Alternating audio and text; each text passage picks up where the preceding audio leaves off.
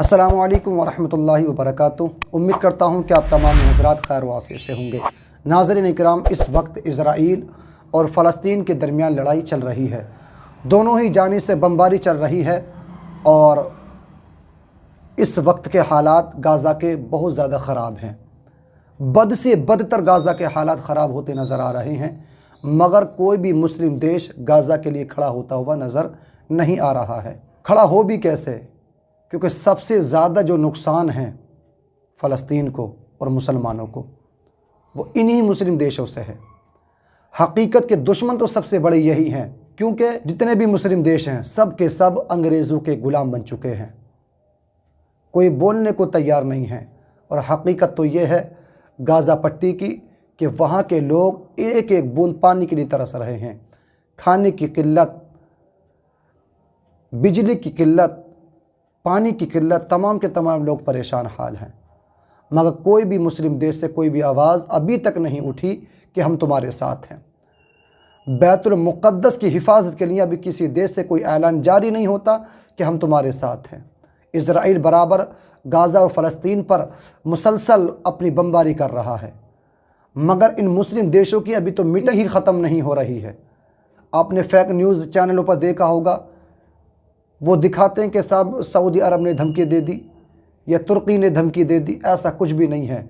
ये सिर्फ आपके इमोशनल से खेला जा रहा है। आपको फेक न्यूज़ बता कर के आपके इमोशनल से खेला जा रहा है। ऐसा कुछ भी नहीं है, बल्कि हकीकत तो ये है कि गाज़ा के हालात बद से बदतर हो चुके हैं और वहाँ के जो लोग हैं, कम से कम 1.5 लाख लोगों ने अपने मकानात को छोड़ करके वो समंदर के किनारे पर जा बसे हैं। किस वजह से?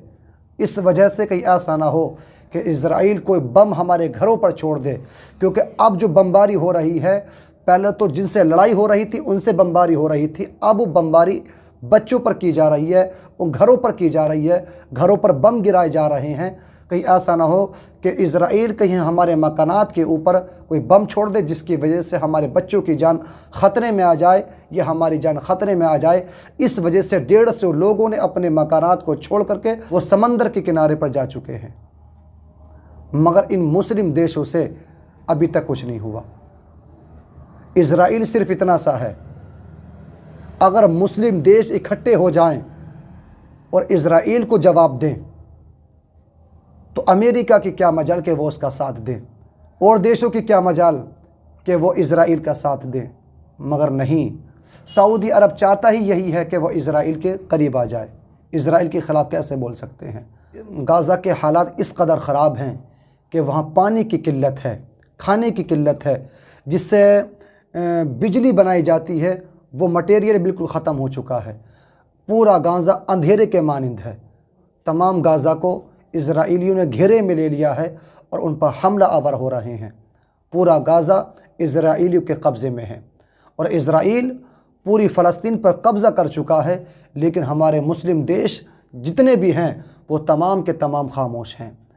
ये ऐसा पहली बार तो नहीं हुआ कि फ़लस्तीन और इज़राइल में ये पहली बार लड़ाई हो रही हो, बल्कि ये लड़ाई 70 साल से चली आ रही है, मगर इन 70 सालों में भी किसी भी मुस्लिम देश ने फ़लस्तीन की या बैतुल मुक़द्दस के लिए कोई आवाज़ नहीं उठाई है। अगर आवाज़ उठाते हैं तो ये फ़लस्तीनी आवाज़ उठाते हैं, अगर लड़ते हैं तो ये फ़लस्तीनी बैतुल मुक़द्दस की हिफाजत के लिए लड़ते हैं। तो नाज़रीन इकराम, मैं तमाम ही लोगों से गुजारिश करूँगा कि तमाम हज़रात, कल जुमे का दिन है और आप तमाम हज़रात ज़्यादा से ज़्यादा फ़लस्तीन वालों के लिए और हमास और गाज़ा के मुसलमानों के लिए आप ज़्यादा से ज़्यादा दुआ करें, क्योंकि इस वक्त फ़लस्तीन के हालात और गाज़ा के हालात बहुत ज़्यादा सीरियस में हैं।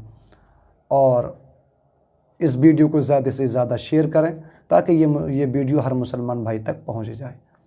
ठीक है, आज की वीडियो में इतना ही। अस्सलामु अलैकुम वरहमतुल्लाहि वबरकातुहू।